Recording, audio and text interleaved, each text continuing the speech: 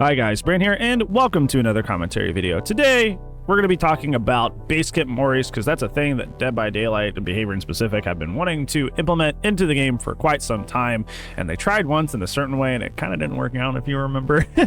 And the reason that we're bringing this up today is because you watched a Sashko video on the history of Moris and how they used to be absolutely crazy and busted, kind of like the killer brand new part equivalent, and how they have kind of come to a state where they are probably the weakest they've been, but there's kind of, I mean, that's kind of fine. It's kind of fine, but I want to talk about how I would implement BASEKIT Moris in today's realm and kind of talk about why it's okay that Moris are not perhaps OP. So yeah, let's go ahead and talk about it. All right, so if you did not know, back in the day, Moris used to be really, really strong, and they nerfed them once and they were still pretty freaking strong. You used to be able to Mori people without even hooking them. Isn't that a wild concept? Isn't that just the most fair thing in the universe? Isn't that great? You ever feel cheated by like a Gen Rush squad or just a brand new part? Imagine that the first time you down somebody, they're just dead. Okay, neat, awesome, wonderful. That's totally fair. And even when they nerfed them the next time, you could still Mori somebody out of the game early. You had to hook them, right? You had to actually get hooks, but like, you still got to Mori people out of the game before their 3 hooks were up. Nowadays, it's been fairly balanced to where somebody has to actually be death hook. No matter what version of the Mori you bring, everybody does have to be death hook in order to Mori them. So it's essentially just a way to skip carrying somebody to the last hook and get a cool, awesome, interesting animation for that final death, which is in a lot of ways, it's depending on which character you're playing, that actually might be suboptimal, because, well, some of the Moris are very long, and match time is gen time. Also, this is foregoing other stuff as well, like, hey, obviously if I Mori somebody, I don't get pop, or I don't get to carry them to a pain res hook. You kind of negate a lot of your perks off of that as well. It's kind of just like a nice little flourish thing. It's basically just for show.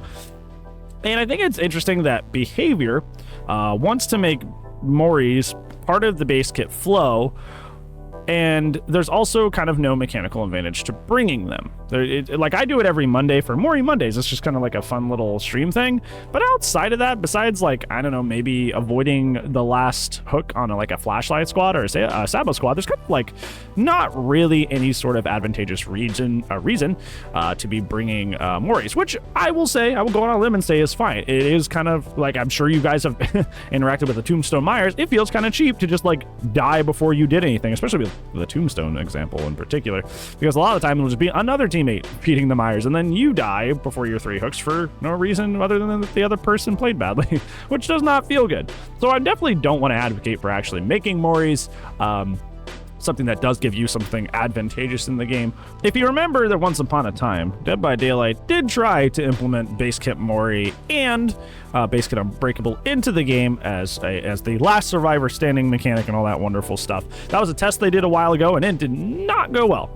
To put it in a TLDR way, if you have forgotten about that, or this is the first time you're hearing about that, DBD tried to change the natural gameplay flow of the game to include Moris and Unbreakable just as part of the game naturally.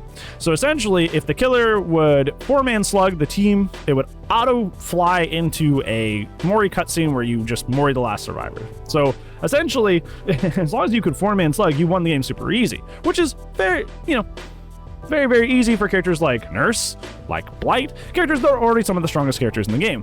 But for characters that needed to slug and could not catch up to survivors before they went Unbreakable, like some of the weakest characters in the game, like Myers, Trapper, Pig, they could never, ever, slug anybody, which is something that a lot of weaker killers in the game need to utilize. They need to utilize slugging because they were just BASEKIT Unbreakable. So people would just get up.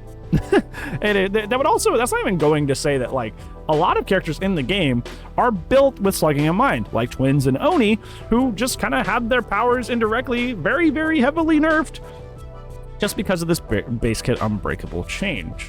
So this change did not go through, surprisingly, because, well, it kind of just benefited all the wrong things about the game. It made the characters that were already bottlenecking balance even better, made the other characters that already struggled to even make it into the bottle even weaker. And obviously survivors don't feel good if they just, like we talked about at the beginning of this video, getting Mori'd before your 3 hooks feels bad. It just kind of does. So introducing a way back into the game for Moris to just kind of do that before your 3 hooks, it felt bad again. So this is definitely not the way to go about it, but I have my own ideas about how to implement this that are not problematic. So let's go ahead and talk about those. So first off, I want to cover the Unbreakable thing because the focus of this video is Mori, so I kind of want to get to that as the kind of like the big blow off to this. In terms of the Unbreakable thing, we don't need that at all. Unbreakable is top 5 perks in the game, probably top 3 perks in the game. It's incredibly strong. One good Unbreakable can literally change the entire face of the game.